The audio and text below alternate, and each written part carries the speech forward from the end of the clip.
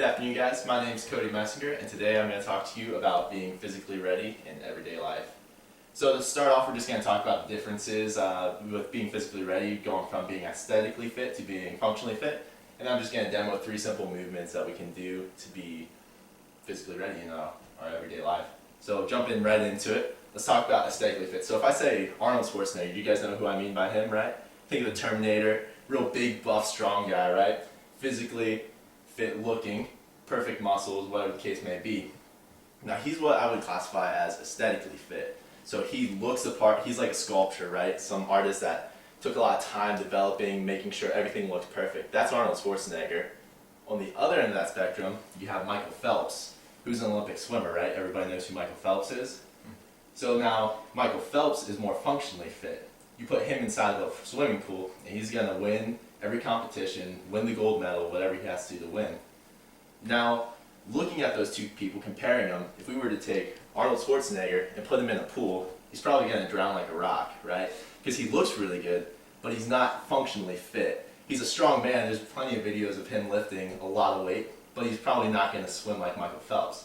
In that same aspect, if we take Michael Phelps and we put him on the bodybuilding stage, he's not going to do too good. He's probably going to get booed off stage. People are going to laugh at him because he doesn't look like Arnold Schwarzenegger. He looks like an everyday person.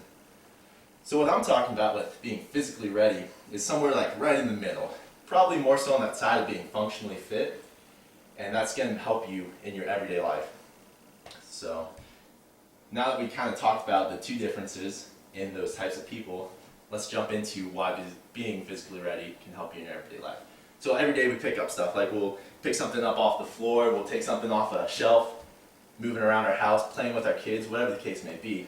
And for us to be physically ready for everyday life, we need to take steps to try to be stronger and healthier.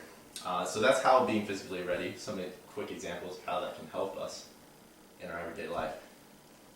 So jumping into 3 simple exercises that I've thought of that we all can do at home, no equipment, no expensive gym membership. 3 things that we can do to be more physically ready in our life. It's going to be the push-up, the sit-up, and the squat. I can think of a lot of instances where we're going to use sitting up and squatting in our everyday life.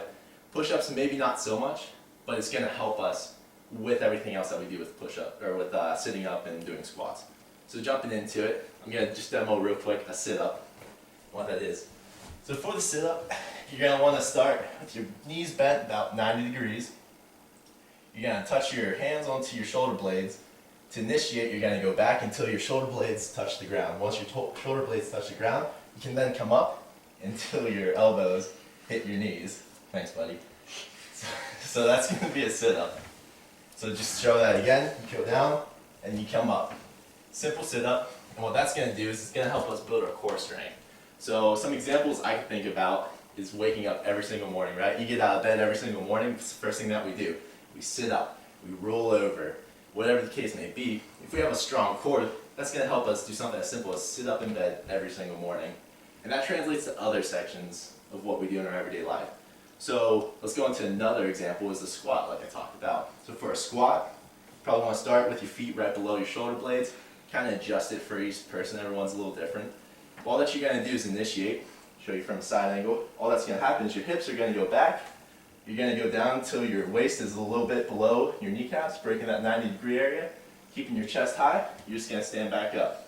It's something really simple that we should be doing in our everyday life.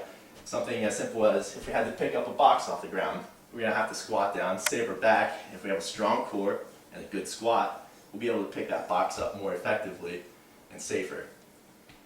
So for a third movement, I'm just going to demo a push-up. Push-up's real simple too.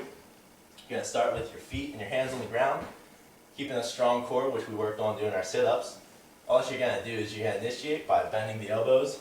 Once your elbows break that 90-degree plane, you're just going to push yourself back up until your elbows are locked out nice and straight. So a push-up can help you, once again, moving boxes, doing simple stuff every day, like playing with your kid, picking your kid up off the ground, throwing them in the air, whatever the case that you might do. It helps have a strong chest, strong arms, and that's going to help you, the push-up's going to help you build up those muscles. So just to recap real quick, we talked about what it means to be aesthetically fit compared to functionally fit. We talked about where the kind of happy medium is for being physically ready for everyday life. Then we just talked about, real quick, 3 exercise demos, being the push-up, the sit-up, and the air squat. And that's going to help us be more functionally fit in our everyday life. Thank you.